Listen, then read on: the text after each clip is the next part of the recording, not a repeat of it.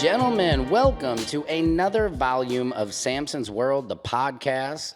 With you always, me, Samson, your host. Out today is my co-host, Latoya Rucker. She's doing big shit, y'all, so we got to applaud everybody as we're rising. When she's here, I'll take her. When she's not, I'll keep the shit rolling. Now, today on the show, I have a special guest. I've been trying to get him on for a while. Schedules haven't met up. He is a very successful comedian, television and film actor. Ladies and gentlemen, give it up for Mr. Justin HIRES. Yeah, I was wondering if you was going to have an applause. Yeah. Oh, yeah, we applause everybody here, Justin, yep. I want to let y'all know he went and recorded my mom and and imported it for this. Thank you. Exactly. Yo, so Justin, tell the folks, a lot of people don't know this about you. You've been in 21 Jump Street. You got smacked, I think, by Channing Tatum. Is that right? Yeah, punched me.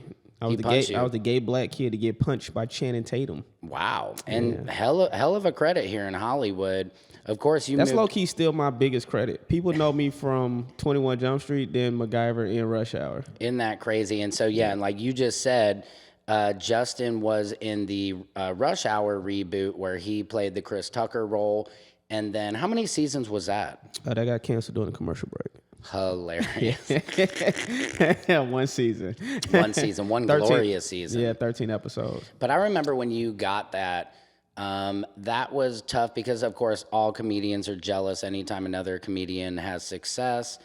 But you had to kind of play the Chris Tucker role, which it's like you don't want to be Chris Tucker, but you kind of had to kind of be Chris Tucker. How was that? Yeah, that was a note. My bad, I'm kicking shit. That was a note that they gave me. Actually, was like, they didn't want me to sound like Chris Tucker. So I naturally do talk fast, influenced by Chris Tucker growing up, and I have a high register in my voice when I get excited. Let's hear your Chris Tucker. Come on, man. You know, I don't know if I'm too loud on the mic. Come on, man. No, but I'm getting older now, so that was like when I was like 29 when I booked that. But and then you did MacGyver. Yeah. After but hold that. on. So go ahead. So they didn't want me to sound like Chris Tucker. So there were times when I would be doing certain scenes, and it was like, you're sounding a little too much like Chris Tucker. Can you tone it down a little bit? And I'm like, come on, man, shut the fuck up, man. Tone the Tucker down. Yeah, can you tone the Tucker down? But anyways, I'm listening. No, you're fine. And did you ever meet Chris Tucker? Did he ever come to set and advise, or how did he feel about it? Well, he knew it was going to get canceled during the commercial break. So Chris was like, I'm not going over there, man. I have met Chris Tucker 2 different times in my life. It was all prior to Rush Hour. Okay. So I did a movie called Stomp the Yard a long time ago. Right, with Nick Cannon, right? That's Drumline. That's Drumline. I love that movie too. Very similar movies. Not Roll Bounce. Stomp the Yard was Steppin'. It was right. like, but all they did was they took the script for Drumline, and then they said instead of them drumming, we're gonna replace it with Steppin'. Steppin', I love it. And instead of Nick Cannon, it's Columbus Short. It's the same goddamn movie, everybody. But it worked, and it was number 1 at the box office like 2 or 3 weeks in a row. And so he came on the set of that because that was filmed in Atlanta, and I was going to college in Atlanta at the time at Clark Atlanta University. Okay, shout out to Clark. I know, shout out to Clark. And I went up to him, and I was like, "Hey man, Chris, I just want to let you know, like, I'm standing next to you because I'm hoping your aura makes me funnier." Yeah. And he was like, "You're pretty funny, man. You're pretty funny, man." And then years later, now I'm in LA and I'm performing in the Belly Room. Okay. I'm Crack 'em Up Thursdays. Right. And he was sitting, where the comedians sit at, in that upper level. And I heard him laughing. I was like, "Man, I just want to let you know I love you." He was like, "I love you too, man." And then we made out. And hilarious. Then, yeah. I mean, come on, man. Don't be saying that shit, man. Yeah, don't be saying that. Yeah. But but when I actually did Rush Hour, I didn't meet him. And I've heard too about Chris Tucker. He's like the most connected guy in Hollywood. Like he knows everyone. I mean, can you imagine he got to hang out with Michael Jackson at Neverland, probably ride all those roller coasters. And the only thing they rode. Exactly. But imagine the memorabilia, dog. I would do so much for like the original red zipper jacket from Michael. Yeah. Hey guys, this is a throwaway. I would love it.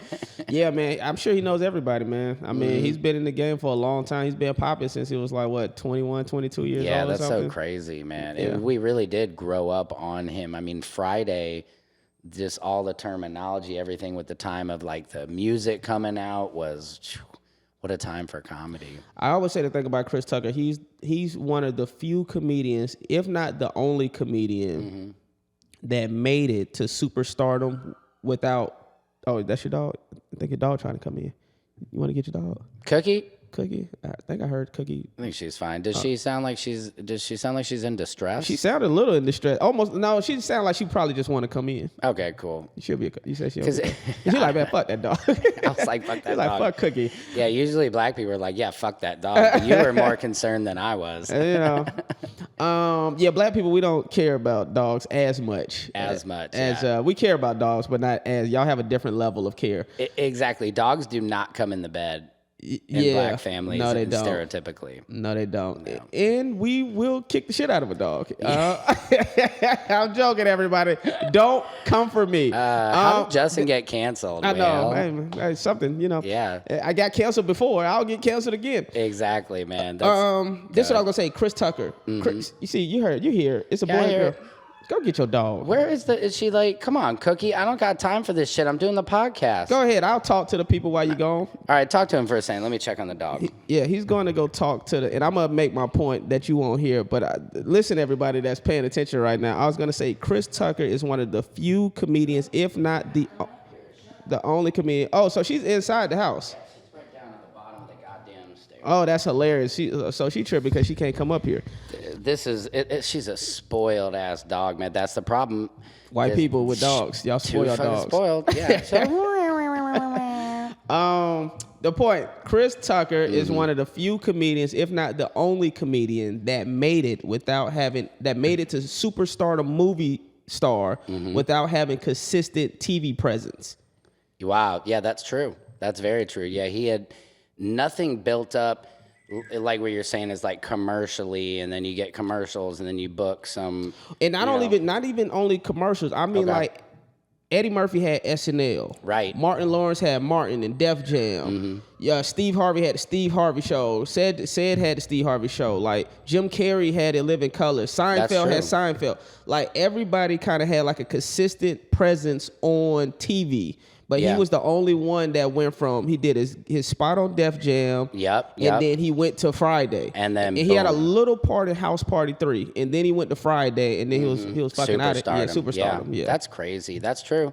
Now, talk to us about your hustle. You're from St. Pete, Florida. Hey. Shout out to St. Pete. It's a very beautiful place. Yes, it is. And just like your career and where you're at now and everything, what's next for you right now? Are you with the strike over and everything, you excited to kind of get back auditioning, or what's happening? Yeah, man. I tell myself, so, I was talking to Henry Winkler. He had did my podcast. Dang, shit. Shout out to the Fonz. Hey, damn. He actually emailed me this morning, matter of fact. But that's pretty cool. Yeah, so he was saying after Happy Days how that was the scariest moment in his life, because he was like, I don't know what I'm gonna really do after Happy Days. Like, where's my career gonna go? So I kind of had like that similar experience. It wasn't that I was scared, because I was actually kind of cool with MacGyver being canceled, but I was like this, like, what's next? Like the energy of like, what am I going to do next? Because I'm one of those people, I'm always trying to achieve something next, and I want the next thing to be greater. Like, I'm like, okay, what's going to be that next level? And I already felt coming from Rush Hour to MacGyver was a lateral move, because it was like Rush Hour, I was the star. MacGyver, I wasn't the star, but it was on for 5 seasons. So I'm like, yeah, that's crazy that you would even have that feeling of a lateral move, because from the outside, everybody's like, that's a huge move. But I understand what you're saying, that it's not the starring. Yeah, now if I was the star of MacGyver and it went 5 seasons, then I would have seen it as going upwards. So where I'm at right now, man, I got some shows that I'm pitching. I got some shows that I'm developing. I wrote Half Baked too. Oh yeah, talk to us a little bit about that. What's happening with that? I'm guessing it's gonna come out 4/20 next year. They don't tell me shit, man. That's so bizarre. Yeah, when you're a writer, man, this is what I learned. If you're a writer, if you're able to, make sure you're also a producer on the project, because technically after you write it, your job's done. You're essentially fired, and then they're like, "Thank you for your services," and then they could hire another writer to come in. They don't have to allow you to be on the set. You know, if they let you on the set, it's on some like, okay, you cool. You know, so we'll let you be on the set. So that's kind of the things that I learned from like, okay, whatever I write next, I would never be a writer for hire. Like if I'm writing you something, I'm also going to be a producer on the project. But that being said, I think it's coming out 4/20 next year. Okay. Yeah. That's just so crazy. Also, to add to all your credits, and not only you're a stand-up actor, successful actor, but you're a screenwriter who actually has sold something. And I mean, a project like Half Baked. So Neil Brennan, Dave Chappelle, they're no part of that, right? No, absolutely not. If anybody, I hope y'all click on it, but they will not be in that movie. They're not a part of it. I seen Neil. Like it was a few months after the movie announcement was made or some shit, and I seen him at the Improv, and I was like, "Hey man, just let you know, I wrote Half Baked too," and I was like, I think I said at least my initial draft is good, and he was like, he's like, mine's funnier than yours. My initial draft, and then he was like, I'm not saying my initial draft is funnier. I am saying my initial draft is fire. Okay. I'll stand on that. And if I ever need to put out my initial draft, I don't know if I can, but they will be able to see like, oh, okay, this is up there with it. So, what was Neil Brennan's reaction to you? Yeah, when I said that, he was like, man, I don't care. He was like, I mean, that movie had like 5 funny parts. I said, are you crazy? I said, that movie's a classic. But another classic like Friday in college, it really was. Yeah, but you see, like Chappelle and Neil, they don't see it. They know what they wrote. Your dog is hilarious. Yo, Cookie, shut the fuck up. God damn it. I'm going to get canceled for this shit, but shut the fuck up, Cookie. What the fuck? Is something on fire? Maybe it's a tsunami coming. God damn, I swear to God. If something's coming, I feel bad, but God, my dog is killing this recording. So continue. I might have to yell at my dog throughout the show, but just to let y'all know. So there is a white woman watching this. Like, why don't you just bring the fucking dog up here? Oh my God! Why didn't he just bring the dog up? She's eating popcorn, calling the cops. So now Neil was like, I had to just explain to Neil. I think your dog just likes my voice. It's like when I'm talking. Yeah. Your dog starts. My dog is like likes your voice and wants to cry to it. Yeah, or she thinks there's an intruder in the house. She's like, Negro. She's racist. Spoiler alert: my dog's racist. But he, they don't see it because they know what they wrote, and that's what they always talk about. They know what they wrote, and they know what was happened on the set, and so I can understand that when it's like how funny. So like this. So think of this. Chappelle's show was completely Neil and Chappelle, right? And think about how great that was. So imagine if they would have had complete control of Half Baked, right? Because I know the studio has their notes.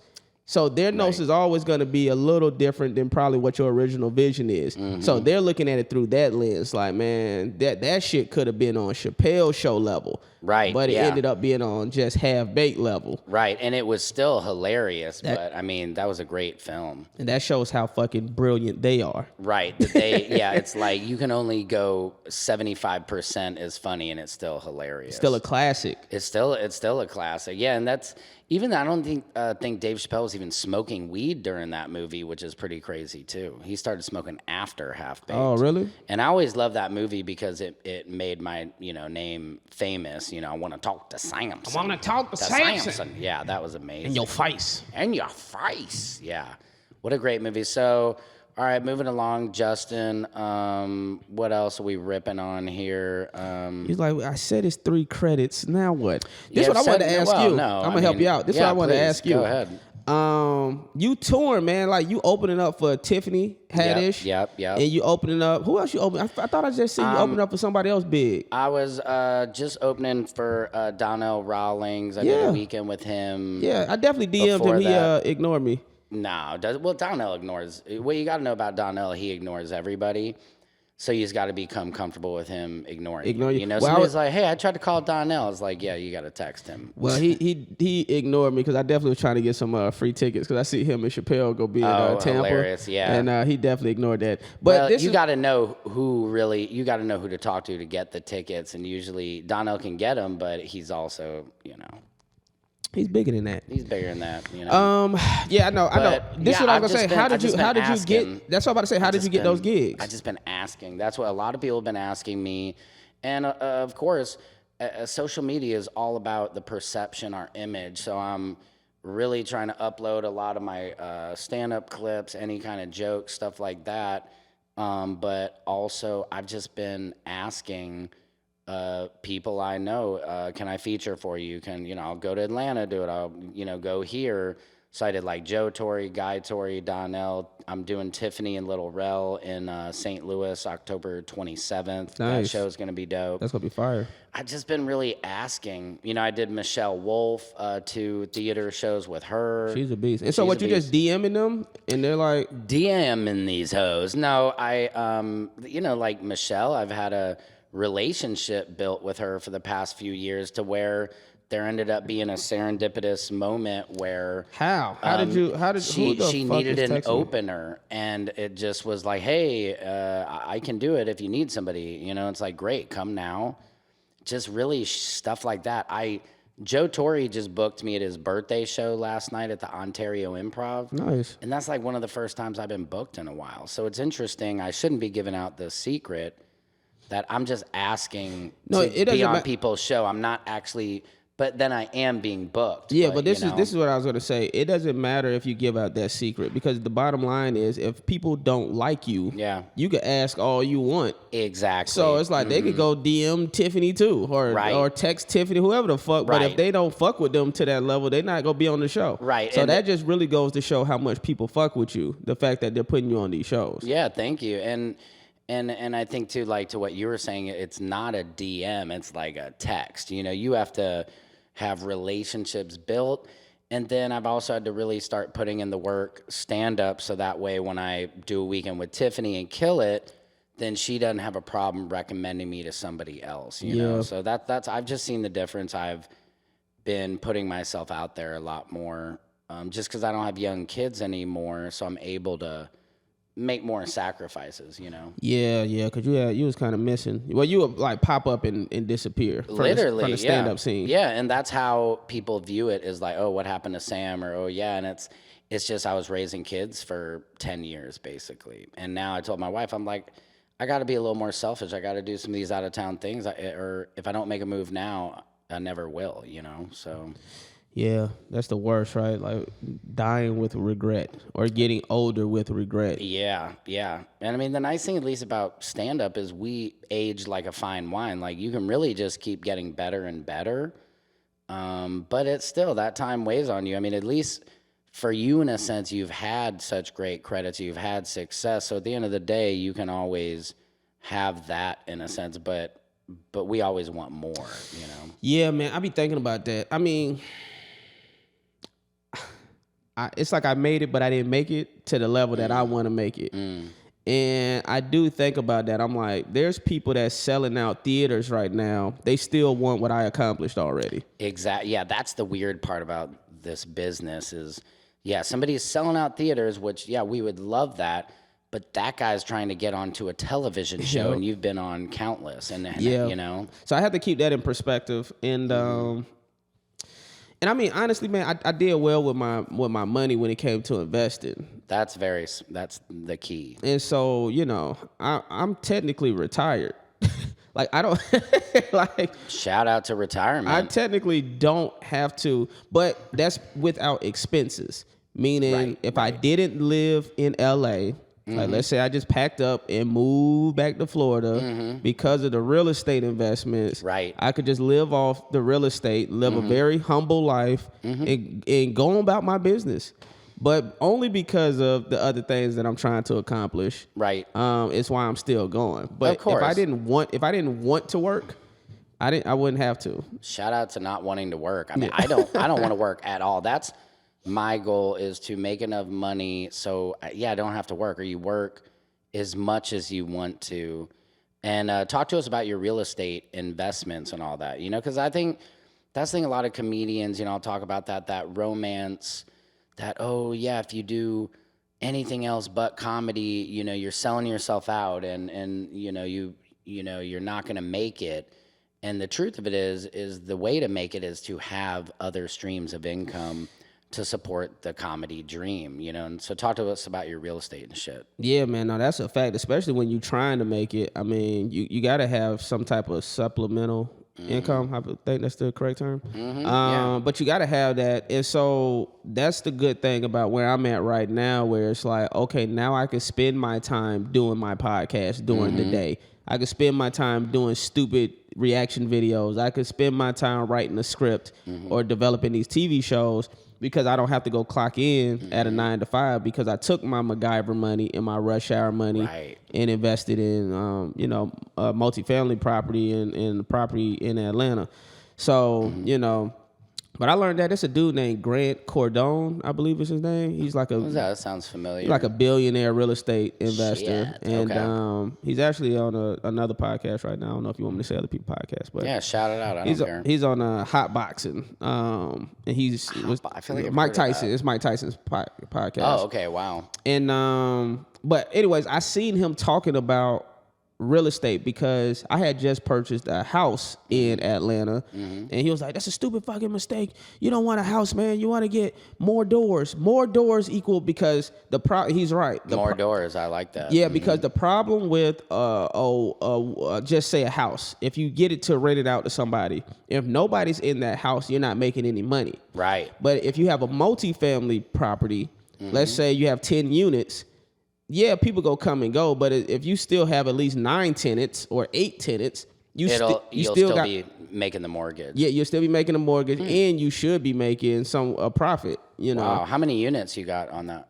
I don't want to say because I don't want people to figure it out. Okay, fucking dope. No shit, that's more than 2. yeah. So if it was only 2, he'd say it. Yeah. That's awesome, Justin. No, I mean, and that's the plan is retirement through like real estate, or once you make that money. I think the problem is people want to live that lifestyle and they're like, I'm always going to be making this much money. And the thing is, even if you are, could you imagine like the upkeep of Rick Ross's life, or man, it's so great that Steven Spielberg, or one of these rich, like just the upkeep of your life would be stressful. It's so surprising, man. It's ironic you say that because the episode with Grant and Mike Tyson, they're talking about the upkeep. Oh, wow. And Mike Tyson is saying like how much money it is to have a mansion, because you have to take care of the yard, you have to have a tractor, you have to have people take it, and all those, and then your property tax. But you don't talk about property tax. Yeah. Property tax was fuck you in your ass. No Vaseline, bro. No Vaseline. And so, man, my property tax, I don't even want to say, but my property tax in Atlanta is stupid. It's more stupid than Florida, you're saying? Yeah.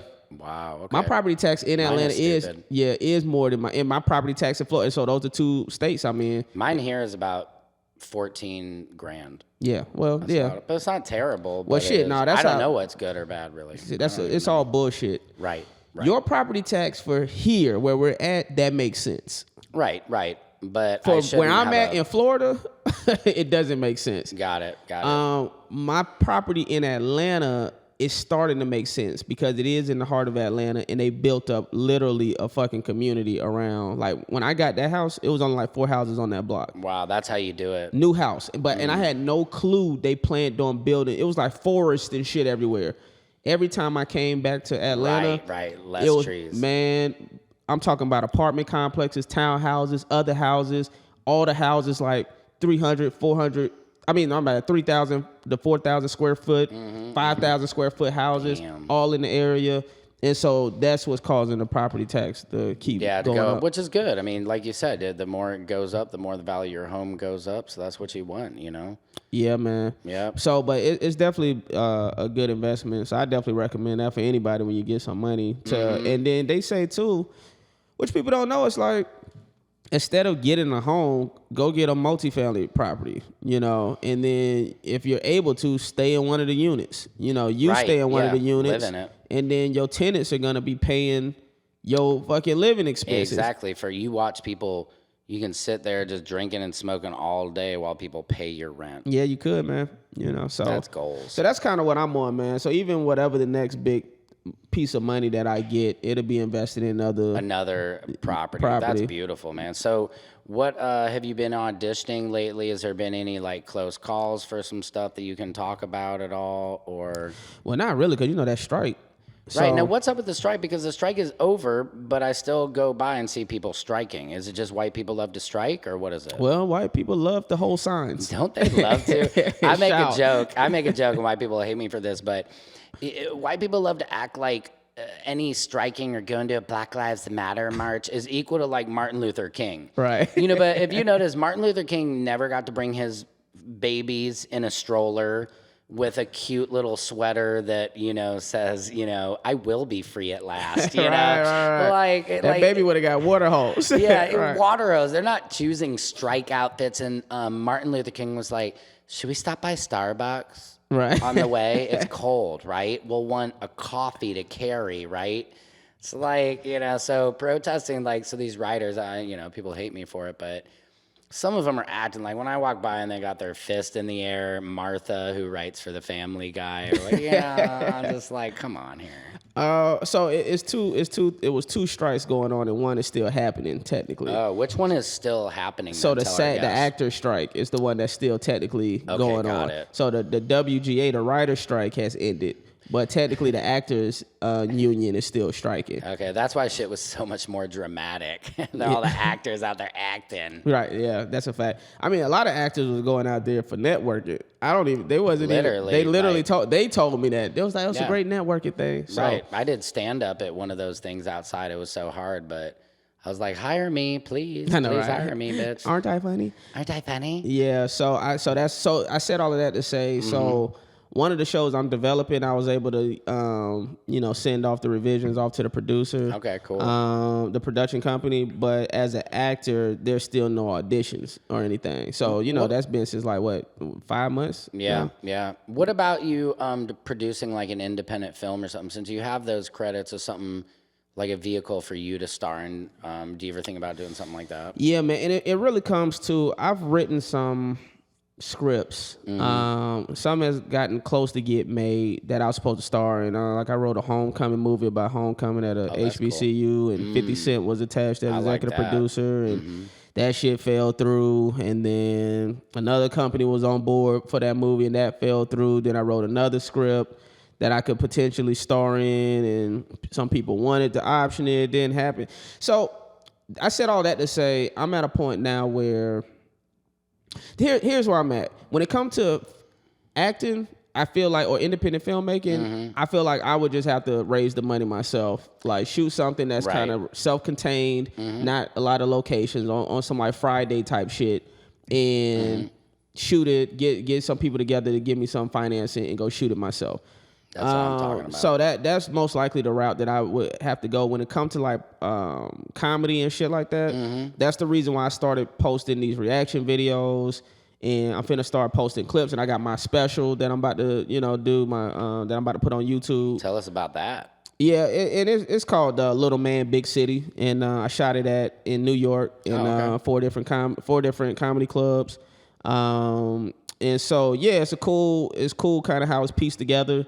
Yeah, and how's that pieced together? It's 4 different shows. So were you gonna like edited them together in one, or will they be separate? It's edited together in one. Okay. Oh, that's cool. Yeah. Were you wearing the same outfit or something? Nope. Or no, just different? Okay, that's cool. Because I had no intentions of putting it out as a YouTube special. And what happened was I was going up there because I was intending to shoot a special with a legitimate production company at a comedy club up there. Okay. I wanted to shoot it at because I wanted to shoot at New York Comedy Club because they were just so accommodating. I performed there before, and then the production company was saying how they felt like they went to go scout it, and they was like, we feel like it's too small for you to try to license it to a streamer, because they're gonna say it doesn't feel big enough, it doesn't feel grand enough. You only gonna be able to get really like 3 angles. Sure. And and so I was like, oh, okay.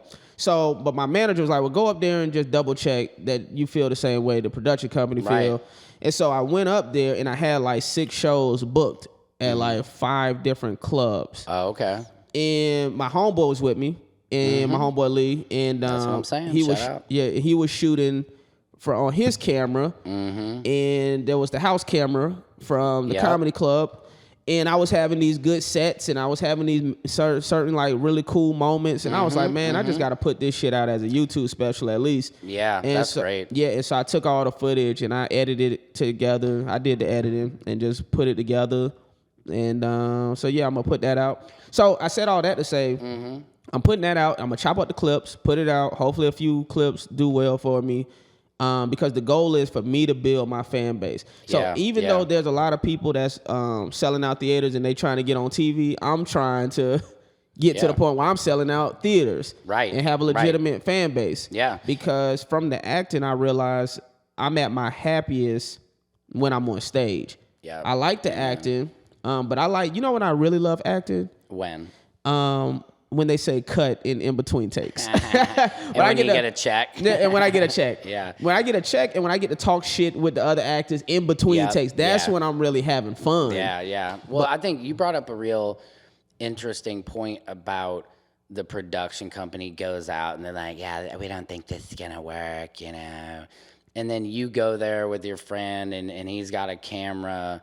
And like you said, you got some great sets. There's those moments that transcend the quality. It's like the audience and how you were feeling in the comic. And so I think that's what's so important to other comics to know, that these production companies, they're not comedians. They largely don't know what they're talking about. They don't have rhythm, music, humor a lot of times to really be able to know. Even the editors of comedy a lot of times are stiff motherfuckers who think they're funny. And it's just like, you got to go out and shoot it on your own, because at the end of the day, you'll never shoot something. You know, you'll never get something shot if you listen to them. So it's like, I bet you doing that shit will, it'll be done, and it'll probably have a better feeling than it would have. You know, doing a live taping of stand-up is so hard, because to get the audience that real reaction. Yeah, I mean, everything you said is absolutely correct. And this production company, I want to say they were good. I'm not down in it. Yeah, but at the same time, you still correct. Now, my production company that I was working with was good, but I'm sure there's others that, they're thinking about the sound and the visual quality and all the things, all the logistics, and that's they should. But at the same time, you're right. I was standing in my own way. I was scared to put out my comedy. Right. Because I'm thinking about, what if this shit ain't funny to people? Like, you see people that kill in clubs, and then you see they shit on TV, and you're like, that shit wasn't that good. Right. And I never wanted to be one of those comedians. So I was like, is my shit ready? And I was pushing it off. And so when I decided to just put it out independently myself, I said, this is forcing me to get out of my own way, to have a piece of content out there for the world, and then just see what happened. And then I could always I still plan to do a legitimate special at some point, but at least there's a body of work that people could say, because people be like, oh, you got anything online? Right. I'm like, well, I got some crowd work stuff, but it's like, now I could be like, yeah, I got a special. And like you said, no, it's not the highest quality. The sound isn't as top tier as if I had a legitimate production company. Of course, but you can hear the shit, you can see the shit, you know. And there's plenty of clips online that go viral every fucking day that wasn't shot by a legitimate production company. And that was kind of the mindset that I had when I was like, fuck it, let me put it out. Yeah, and I mean, I think that's the thing about it. You never know. It could be your worst joke that you put on that goes viral, that then puts everybody else on to you. You know, I've been really, just like in the last 2 days, fucking around, where I'll do jokes on TikTok, 15-second jokes, taking my jokes and just, you know, cutting it down to that 15-second in a punchline. And I swear, people have been really reacting to that. So on top of like trying to wait to get the clips from the club, I'm like, shit, they're reacting to just me telling it into the phone now. And that's the thing I've been trying to do, is just build that following, because you see guys like Matt Rife, Nate Jackson said he's making almost $40,000 a weekend selling places out from his TikTok. And it almost, you know, can set you free. Like, my kids have been making fun of me. Like this morning, my son's like, Dad, how old are you? And I'm like, fuck you, man. He's like, no, seriously, how old are you, Dad? You know, to be on TikTok, because like you feel like kind of a joke, but you know, people don't understand, like, if you can get that following I've seen comedians sell out theaters and they're terrible. That's a fact. And they just, but And they have a TikTok, following. and that's the other thing too. Is like TikTok, it's just like anything, man. It's not exclusively for young kids anymore. And you know, and it just is what it is, man. Because I remember when I'm shadow banned on TikTok now, so none of my videos hit anymore. What does that mean? Explain that, because Delay is shadow banned on Instagram. Yeah, I mean, essentially, like they suppress your content. So when I used to post a video and like that, every video 5, 10, 20, 30, 40,000 views. Wow. Like when I first got on TikTok, I got 40,000 followers in 4 months. Wow. And then they started violating me. They was like, oh, nudity, bullying, nudity. And I'm like, yo. So then my homeboy read the guidelines. So this was the bullshit. A girl can post a video of her butt cheeks. Okay. And let's say in a thong or a bathing suit. Okay. She could post that video and it got 1 million views. If I did a video reacting to her video, right, they said nudity violation for me, but not for her. So she can post that, but if I comment on what she's doing or wearing, they say nudity on me and they was violating my shit. That's so crazy, isn't it? Yeah, it's bullshit. But because they know at the end of the day, that's what keep people on their platform. So that's why if you ever realize on Instagram, that's why on Instagram people like, they'll go to my Instagram page and I be posting thirst trap videos. Yeah, and then I always love your thirst trap videos. I fall for it. I am the thirst trap. but the reason I started doing it was because initially on Instagram those were the only videos of mine that would get any legitimate views. Right. Like I would post, let's say somebody in a car accident or somebody hollering or somebody fall. The videos wouldn't do shit for me. But as soon as I post a video with some cleavage or some shit, I'm getting 10, 20, 30,000, 50,000 views. So I said all of that to say back on TikTok, because I was referencing mainly Instagram just then. But back on TikTok, they started violating me. And then they suspended my account. My homeboy had just hit 100,000. Lee, my same homeboy. Yeah. He hit 100,000 and they deleted his account. Wow. Completely deleted his account on TikTok. It's people don't understand. It's funny, but it's heartbreaking. My son, I was on live on TikTok, and my son just like, he's trafficking kids, and he said that shit, and it shut my shit down. Yep. Immediately, I had to beg them to give me my account back. They had deleted my account, and they gave it back. But yeah, that's what people don't understand. Like, this shit is like phishing. Like, you're just putting up a video with some ass on it as a thumbnail to get the attention of fish to come by and like your shit and follow so they can actually watch your comedy is the goal. But that's what's so hard about this shit, man, is when you work so hard on that following and it can be taken away. That's why you got they deleted my YouTube. You got to build it and then get the people to those theaters and your fans so then they can't take it away. So this is what I'm working on now, because that's absolutely correct. They delete and like I just said, they deleted my YouTube. So I had my YouTube up since 2008. That's ridiculous. Had millions of views on it, deleted my YouTube. This is recent. This was like earlier this year. Right. And so that's when I said, oh, okay. So I really started looking at how these comedians started selling out these shows, and it really is. And I listened to a book on branding also, and it really is the email list. Like, you really have to start developing your email list. If you really go back, Kevin Hart did that back in the day. Dane Cook with MySpace. And so I'm having my website as we speak revised now. Okay. To include my email list. I had it on there before, but to really start call to action on my clips and in my bios. So, sign up for my email list.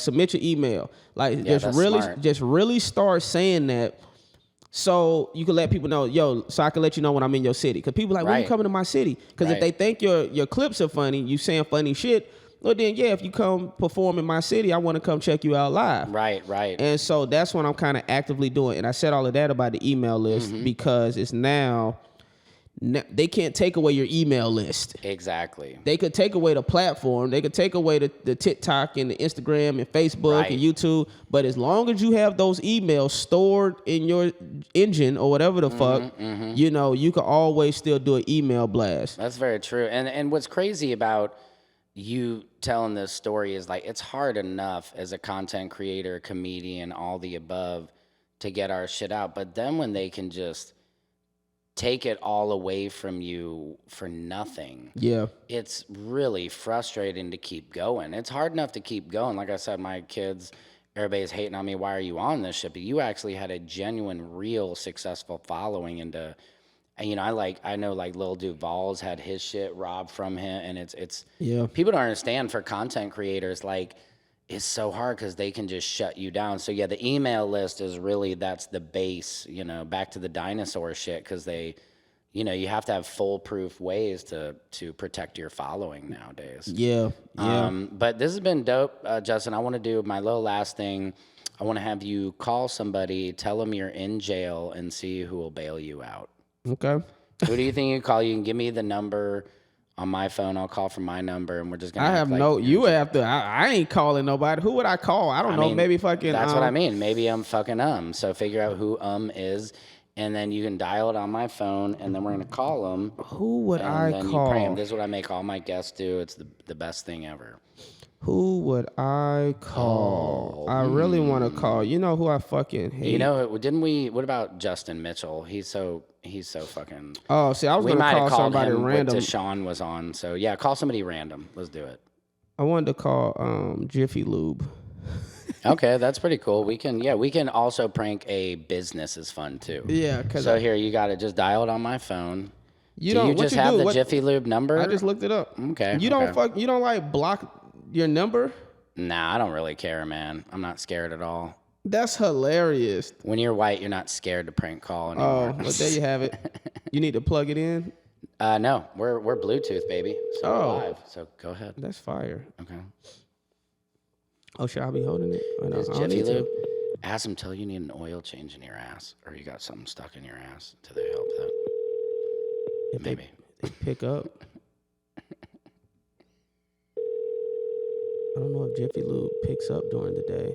Yeah. What the hell is Jiffy? What aren't they? That's doing why I oil wanted to prank changes? them because they full of shit. Fucking hate Jiffy Lube. Good one. I do Hi. too. Welcome to Jiffy Lube Lake. Unfortunately, we couldn't answer your call. Yeah, About too a bad. bitch. Give us your number. You lost some business, hoes. Yeah, you All lost right, some give me business. another one, Justin. Who Hold else- who on. else I can want to call. Hold on. How about a comedian or a friend who might maybe doesn't know me? I don't know. Somebody who you can prank. Say you're in jail. I'm so. What about your wife? No. No. My wife go be like, why are you calling me with this bullshit? Exactly. But it's about acting. I want to let everyone know he did not tell me pranking was a part of this podcast. Exactly. So This is- I would have came more prepared if I thought. Well, we like to surprise our guests, Let's call Domino's. There we go. And I'm gonna tell everybody why, because this business is all about relationships, and I'm like, I don't fucking want to. Hilarious. I don't want nobody hating Oh, well, Domino's. Hold on. yeah, Domino's. Yeah, you can. Domino's. You No can one make an gives a enemy fuck. with them. Yeah, I don't even know what to give a fuck That's about funny. Domino's. That's right, man. I just I don't know if people can see right over my shoulder. I just got this marathon hoodie, and it came with this box, man, that is made out of felt. Oh, here we go. You gotta pick up. They For better. service in English, press 1. What Para the español, fuck por favor, presione. is going on? Hold on. Let me see. Do we look like we speak Spanish, lady? I mean, what the fuck is going on? Me Hold on. gustaría un cheese pizza. Pizza Hut. Let's Pizza, see. Pizza Hut. I don't know why a regular is saying a weird phone number for all of this. It's like Weird. a 213 number that Really? keeps coming up, and I don't. Let's call Pizza Hut headquarters and talk to them. Nah, we go figure. I'm gonna figure this shit out. God damn it, because I am. Pizza Hut Let's see, Pizza Hut Yes. Burbank. There we go. They'll pick up. Pizza Hut Burbank. Okay. Pizza Hut Burbank. Okay. You got it? This seems like a legitimate number. Okay. It's an 818 number. Give me the number. What is it? 818-559-6500. Okay. Here we go. Let's see what we get here, folks.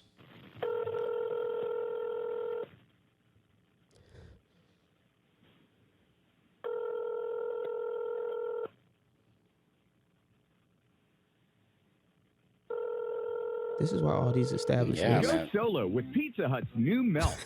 Our crispy, dippable melts are loaded with toppings This and is cheese why and feature our all these signature establishments thin and crispy fucking crust. suck, You can bruh. try melts Exactly. in any Nobody of our- answers. Thanks for calling Burbank Pizza Hut. We'll just for delivery or pickup. This is a pickup. Your phone number, please. 818-260-4255. Get back inside. Hello? I said get back inside. But I'm just trying to order a pizza for the people. What? I told you not to use a phone Hello? ever. Hello, sir? They're going to find out you're here. No, they're not. They're not going to find out out here. And if they do, who cares? Hello? Hello? Pizza? Hello? Okay, so it's 260-4255. Yes, thank you. I need, And your name? my name is Jesus.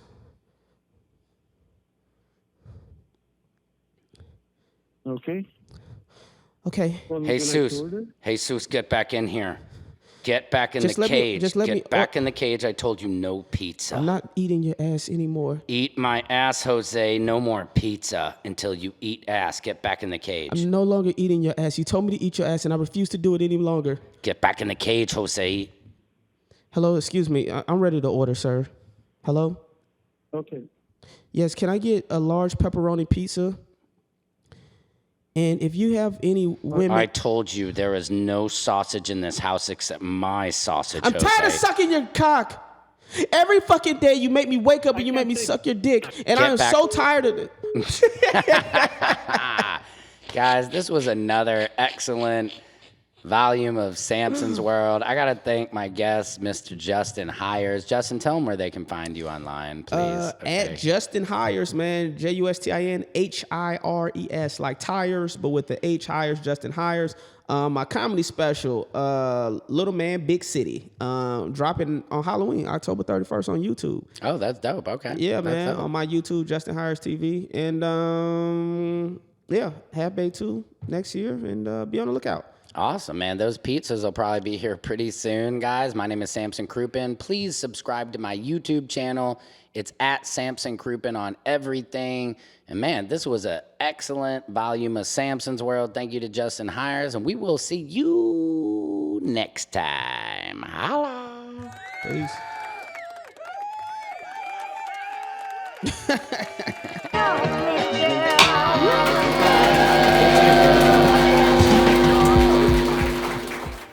Look, Mom and Dad, I'm on TV.